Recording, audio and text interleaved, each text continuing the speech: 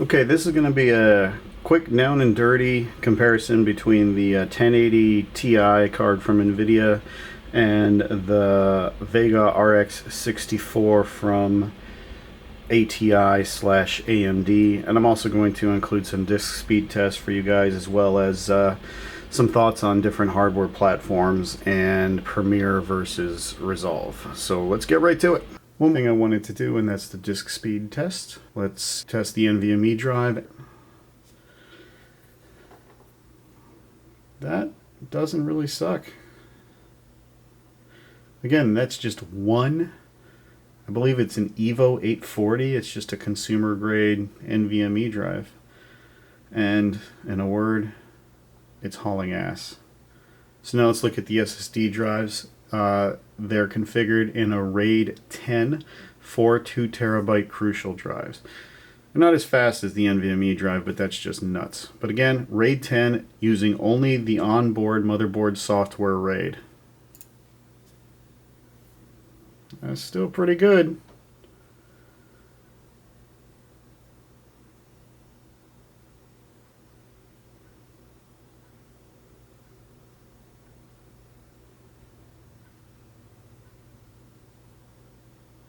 So it's mid 800s on the write, a little over 1100 on the read. So it is definitely very fast. So here's the test bed machine in case. The glass side is off at the moment. At the bottom there, you can barely see the Crucial drives, SSDs that are the RAID. And then of course there is the 1080 Ti's already in there. It's got an NVMe C drive. It's a Ryzen Threadripper 1950X, 32 gigs of RAM. Blackmagic card down at the bottom, which I'm sure you can't see because it's too dark. And that's basically it in a nutshell. Nothing's overclocked. It is just as you would if you took it out of the box and fired it up. Okay, there are 3 basic tests we're going to run here. There's going to be stacking up a bunch of empty serial nodes.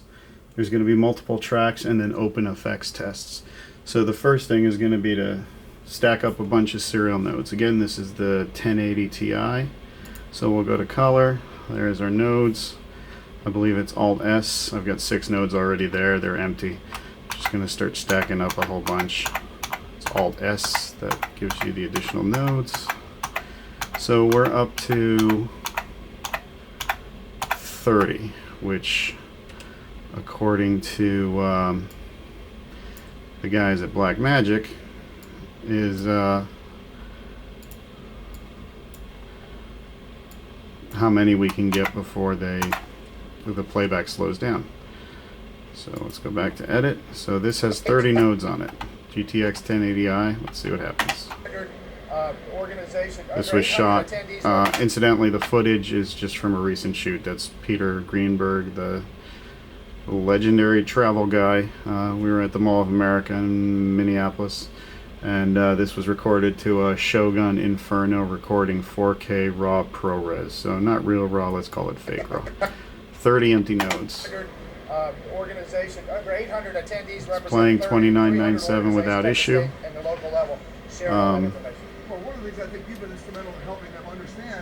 Seems to be fine.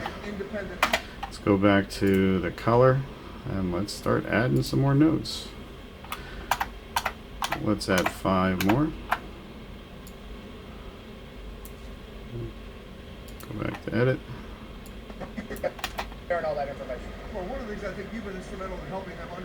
Now I have the Blackmagic mini monitor feeding a monitor off to the side here, and it's still, I'm going to turn on the volume here, and it's still playing out just fine. It looks fine on the external monitor. So let's go back to color. Let's add 5 more nodes.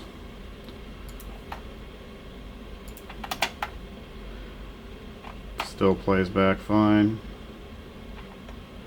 Seems to be stuttering maybe a little bit here, but on the Blackmagic mini monitor it's totally fine. Let's add some more. Let's add 10 more.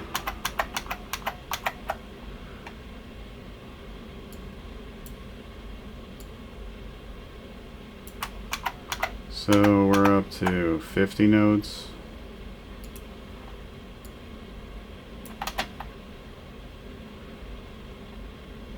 Okay. Still playing back fine. Let's go nuts. This is taking forever.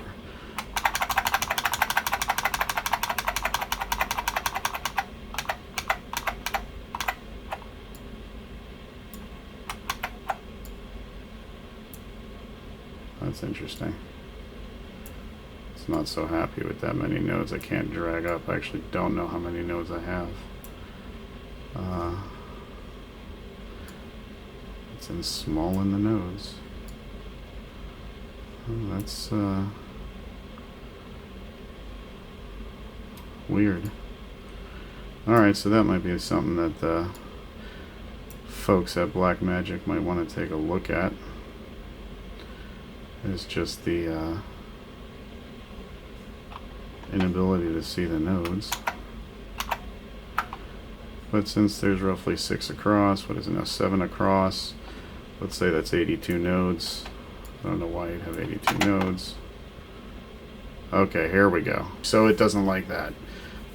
It's hitting around 20 frames, 19.5 frames per second. So let's go back to color.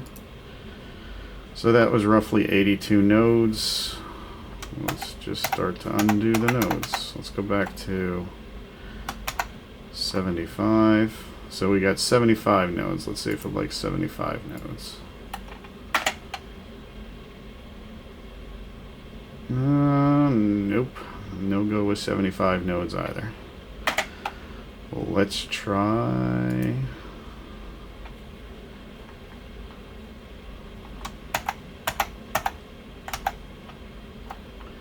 $70 nodes. I should save the project. Oh, I did see 2997 there for a second, but still not liking that. Let's try 65 nodes.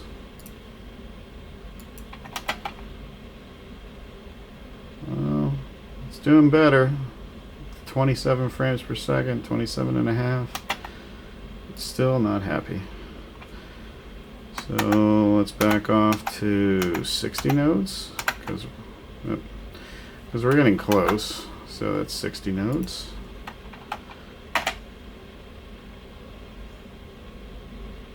It's real close. It is hitting 2997 from time to time.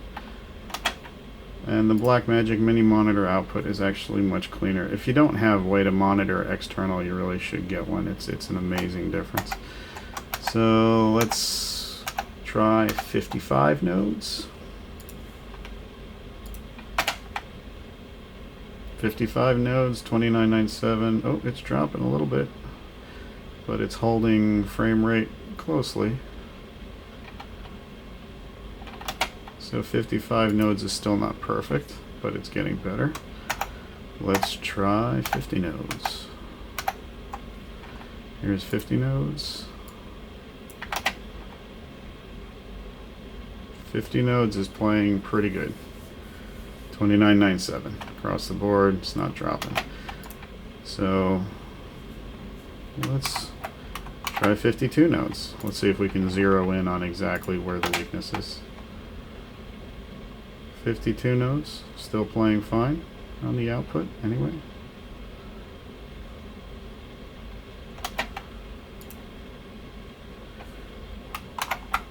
$53 nodes. Still oh no. So it's between 52 and 53 nodes. It's starting to get a little flaky here.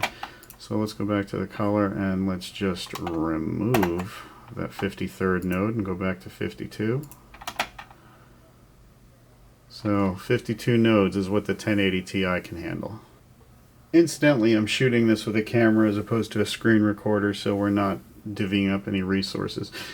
So the next test, I figured I'd clue you guys in. The next test is video tracks. I've got the same clip stacked on top of itself 5 times right now, and it is still playing without issue. It's a little bit more colorful with all the meters there, but no issues.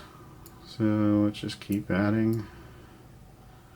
I'm sure there's a quicker way to do this. Resolve is still fairly new to me, so bear with me. That's 6, no issues. I may regret cluing you guys in quite this quickly. This is 7, no problems. I have a feeling we're going to end up with like 20 something tracks. We're at 40 video tracks.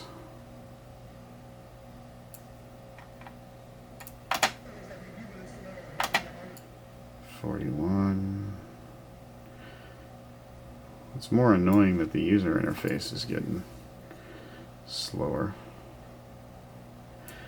Now, since I only have one graphics card, I guess it's a good point to make that the graphics card has to do the user interface as well as the GPU processing. I'm sure you guys realize this, but what I'm really doing is killing time while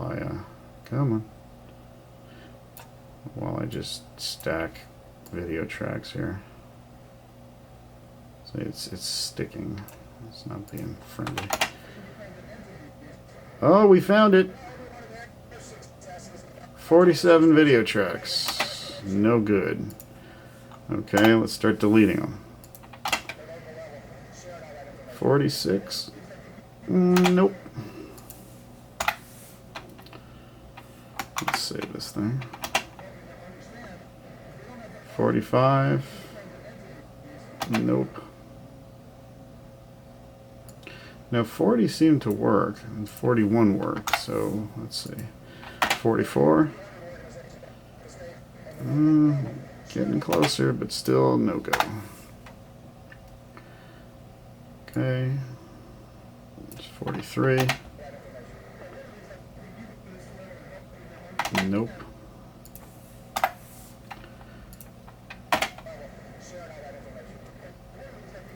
42 is real close, but no cigar. 41 video tracks.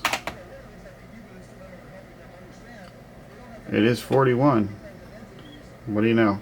It's 41 video tracks is the limit for a 1080 Ti. Alright, next test. Let me set it up. I'll be back shortly. Alright, so here we are. I went and after that mess of tracks, which you can see here, I'll go back to the... I've laid in the same clip again.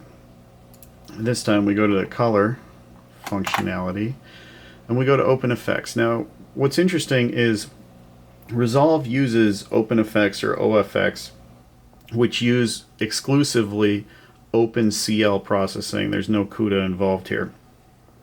Should give the Radeon card an advantage, but let's just take a look. Yeah, this got weird.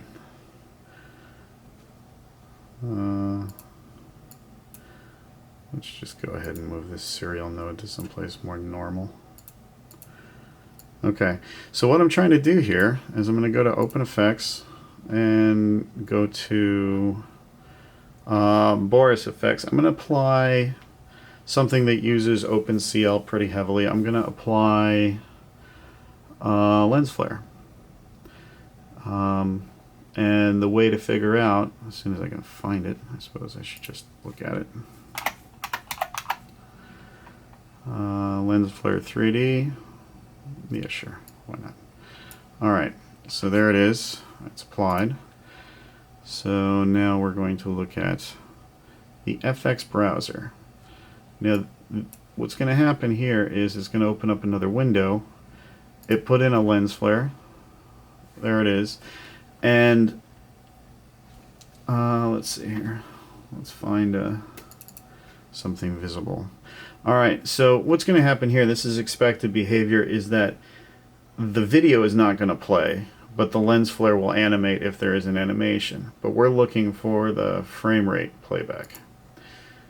So it is playing back at 19, 28, 29, 28, 29, 29, 30. So it's kind of, it's figuring it out as it goes through. So let's cancel that. That might not be the greatest test. Let's reset that no grade, and let's look for leaks. Okay. So let's apply a light leak here. That proved to be rather challenging. Let's go to FX browser. All right. So this is what our light leak is doing. Again, the video is not going to move because it's expected behavior, but let's see what kind of playback we get here. Our dimensions in the playback window are 960 by 540, so it is 50% basically of an HD timeline. Okay, this is a much better. So it's basically playing back at 0 frames per second. It's going through it, but not really 3 frames per second. But now that it's played through it, it's buffered a little bit of it, and it's playing pretty much at speed. So we've applied lens flare and light leaks. Now in the preferences here, by the way, that was interesting. I had OpenCL turned off. So now let's turn OpenCL on. Okay. And then let's go back to preferences. No, I'm sorry. And then let's go back to the effects browser and look at it again. So here with OpenCL on, it doesn't do as well actually. So the Threadripper is actually better using the CPU. The Threadripper is actually better or comparable to the 1080 Ti in OpenCL mode, which I find to be interesting. So let's do the lens flare thing again. Let's reset this no grade. Let's go back to here and clear this out, as I found out you have to clear it out. Do lens, and let's lens flare 3D is what we're looking at.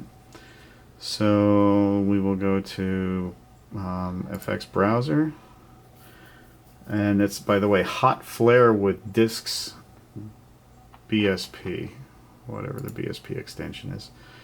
So let's play this. We're basically not doing very well here. On the first go around, it's like 21 frames per second. So let's do another set of tests. So that's that same hot disks. I need to apply that actually. Let's apply it. Okay, so there it is. So let's go back to the edit window just for grins and try to play it through here. Let's see what we get. It's going to be poor. So I think this is actually a better test because this is more real world environment, and it's bouncing around 15. It's hit a high of 21.5, goes down to as low as 10, but it's not real time. So let's compare that lens flare with, let's go back to the preferences panel here when that lens flare is in there, and disable OpenCL. So this should just be the CPU doing the exact same processing. Let's see what we got. So I'm playing it, hovering around 14, hit 29.97 once, 15. So the GPU and the CPU are about equally good in this particular case. So that's where we're at. All right, off I go to get the Radeon card, the Vega RX 64. Let's see how that bad boy does. Stay tuned. So here's the card after the test. This thing is a beast. It weighs 3 pounds. Still warm from the test. And it's going back, and we'll see who the winner is. There's the Radeon card installed in the machine. You can see that one bright red LED is what they call the GPU tack. But honestly, it's either one light or all lights, at least in my experience for what we're doing here. Okay, we're back. It's 9 days later. Sorry, I had to jet out to a shoot in Iowa real quick for the last week, where we got to beat up on a 1,000 horsepower Hellcat for Dodge and Shell. It was a lot of fun. And I already know who's going to win this test, but Of course, you know, I was kind of tired, to be honest. You can probably tell. If you're anything like me, you know I had to know before I left for Iowa who was going to win. So this is the Radeon card. Let's go into the color. Here's our test structure. Here you can see the clip with all the nodes. Here you can see the stack of video tracks. And here you can see the bit with the lens flare. So let's go to the nodes first. Let's go to the color. We have 38 nodes. Like I said, I already know. Let's go back to edit and see how 38 nodes plays. It's playing. Sorta. I had one little hiccup in there at 38. Let's watch it again. Yeah. It seems to be playing, but I think it will be, and the GUI is actually rather slow now. So let's just delete that node. Let's go back to edit. So 37 nodes. This should play fine. And it is playing fine out the output. Alright, so round one, the node test, goes to the 1080 Ti. Alright, let's look at the video tracks. So now let's look at the video tracks. So we have 41 video tracks here. Let's see how the Radeon does with this. No, it's a little wonky. No good. Let's start deleting video tracks. 40? It was close. No mas. Or I should say, no go.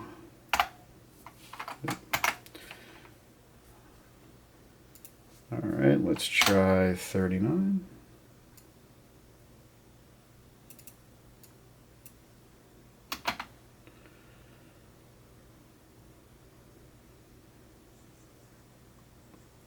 Seems to be holding. No, never mind. Would be a bit surprised. Let's try 38. Nope.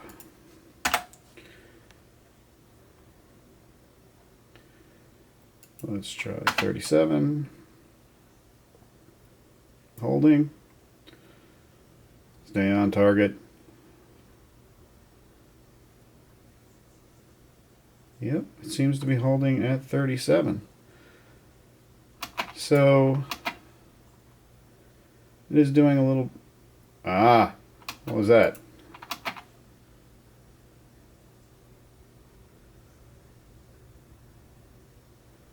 So we're looking at 36, 37 video tracks. We had a little hiccup there, but it appears to be relatively clean. So once again, the video track test, although closer, still goes to the 1080 Ti. Now let's look at the lens flare. So same exact settings, didn't change anything. Let's go to the FX browser. Let's see how it plays here. Actually, before we do that, let's cancel that out. Let's go to Preferences and make sure we enable OpenCL. And it's enabled. Okay, I'm glad we checked that. So now let's go to FX browser and see how it does. Well, same kind of deal as before. Yeah. So let's get rid of that particular node grade and let's go to the library, the OpenFX library. And let's look for our lens, no, not our lens flare, our leaks.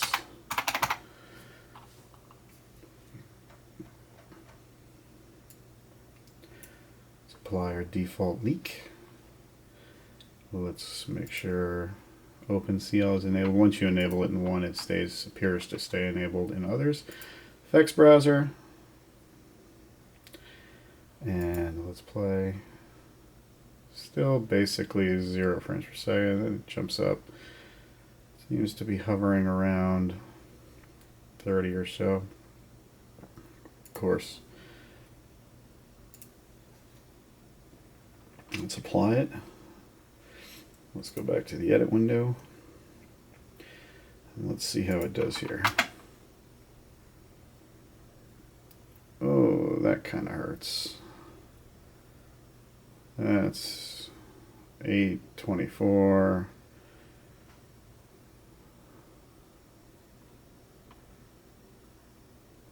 You know what, just so we get the metric, let's do the same thing with the lens flare, but you know, it's kind of hovering up there. High teens, let's call that. Let's go back to the color. Let's reset the node grade. Go back to lens. Hey, stop. Clearly still not up to speed with what is going on? Lens. Okay. Lens flare 3D. Let's apply that. Again, let's make sure that in our preferences, OpenCL is in fact enabled, and it is. And it's the same hot flare with discs. Apply that. Let's go back to the editing page. And see how it does. It's kind of all over the map.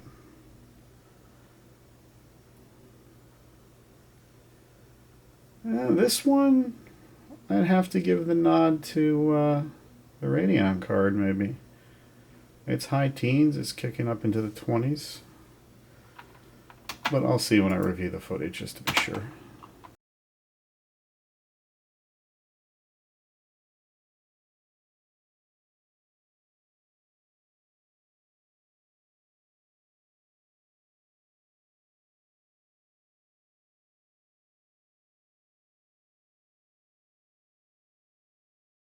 So final thoughts. First, a comment about Premiere versus Resolve. I've been extolling the virtues of Premiere since version 1.5, I think, or maybe even 7, which was before the Creative Suite. When Adobe went to the cloud, that proved to be a disaster for any sort of professional workflow in our capacity, here anyway. It was just an untenable nightmare. We asked, we begged, we pleaded, but it was a no-go. They insisted on the cloud variation. I'll pay $1,000 for a piece of software if I don't have these update issues, if they address the bugs. There's a graphic user interface bug that's been floating around in Premiere for years now. They haven't fixed it. It's changed appearance, but it's still there. It's in the audio panel. See if you can find it. So when I finally got smart enough to look into Resolve, I was frankly blown away by it. Not only is it faster in just about every respect, we can pass projects back and forth. Blackmagic was really smart in how they did the interoperability. I'm a huge fan of it. I've also been using Blackmagic hardware since the early 2000s for what it's worth, and I've never had any sort of significant issues with it. We use them in studio shoots all the time. In terms of mostly recorders is what you find in the studio. The hardware, the cards and all have been fantastic. I've never had a problem with the card, actually. So that's a comment on Premiere versus Resolve. And Resolve, by the way, also, one more thing. It gives me a warm, fuzzy feeling, because back in the day we used to shoot nothing but film, and I have spent countless of hours sitting on a couch in a dark telecine room transferring film with DaVinci software running the show for years. So it gives me a warm, fuzzy feeling, and kind of, honestly, I'm a bit excited that I can have DaVinci Resolve on my desktop. And the whole node-based structure takes me back to the Silicon Graphics days when there were flames and infernos, and I'm not talking about the Shogun. But that's where we used to do all our graphics work and compositing and everything else. So it's the same sort of node-based workflow, which is fantastic. I still have a ways to go, as you guys can probably tell, as far as that's concerned. But that's my assessment there. So as far as the two cards, the 1080 versus 1080 Ti versus the Radeon RX 64. Well, the RX 64 was kind of close in the open CL, open effects test. In fact, it may even be just a hair ahead, but because it's so far behind on the nodes and the operability, and you can actually feel it in the GUI, in the graphic user interface, it's just not as fast. I have no issues with throwing down an extra $100–150 for a faster card that saves me time. I can put two of these things in. I can wait till Nvidia comes out with something else, and maybe put that in as well, and have the two cards working their CUDA cores and their OpenCL magic the whole time. Thing's gonna fly. Which leads me to one final thought. I think you'd have to be somewhat defective to buy a Mac these days, because for the exorbitant prices that they charge, they are literally giving you the worst of both worlds. They give you, in a top-of-the-line Mac Pro currently, which I'll get to the form factor in a second, but you get a really nice Intel Xeon, which barely outperforms the Threadripper, but it costs 3 times as much. Just the chip costs 3 times as much. And when I say barely outperforms, I think Cine benchmarks are 3200 and for the Xeon, and 3100 for the Threadripper, and that is a non-overclock Threadripper. These things are dead simple to overclock. The Xeon, I'm sure you can overclock it, but I don't know how. So a Threadripper overclocked will be faster, cheaper than a Xeon. The only argument you might make is power consumption, but how much power are you going to have to consume to make up for that additional $2,000 that you spent on the chip? That's a no-brainer. It's pretty mind-boggling how fast this Threadripper is. And then on the video side, of course, the only option Mac gives you is ATI Radeons. You know, I'm a huge fan of the AMD processor, the 1950X, in case you couldn't tell. I've never had an AMD machine before. I'm a little disappointed in the Vega RX 64. I was kind of hoping that it would decimate the 1080 Ti, but clearly that's not the case. And that's what you get in a Mac Pro, unfortunately. That's the only choice you get. And then, of course, there's a ridiculous form factor. Go ahead, try putting more GPUs in there. Oh wait, you can buy a box. Yeah, that's true, you can buy a box, but there's still an I/O bottleneck that happens. When you do that, never mind the additional cost, expense, desk space, everything else. Never mind the fact that you can't put internal RAIDs in it. There's just so much stuff you can't do, and for that, they charge a ridiculous premium in price. Now, don't kid yourself, this machine here is not what I would call cheap. It seems to be a hybrid of consumer/professional level stuff. As it sits, the machine cost me roughly $7,000 to build. I'm going to put another about $1,100 in the form of a few more SSDs. But, you know, I work these things into the ground and it will pay for itself within a month or two. So, you know, I have no issues with paying that kind of money. I can't think of anything comparable you could get on the Mac side, period.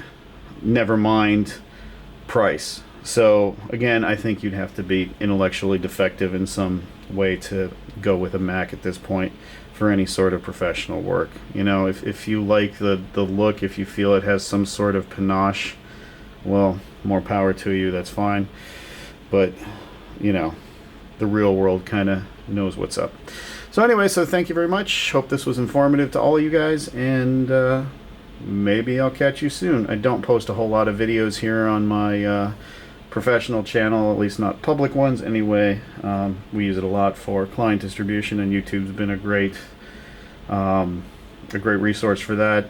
The only reviews I could find between these two video cards, which was the purpose of this video, were mostly targeted towards gaming, and frankly, I don't really care about that, so they had no bearing, so I figured I'd do this for everyone else involved.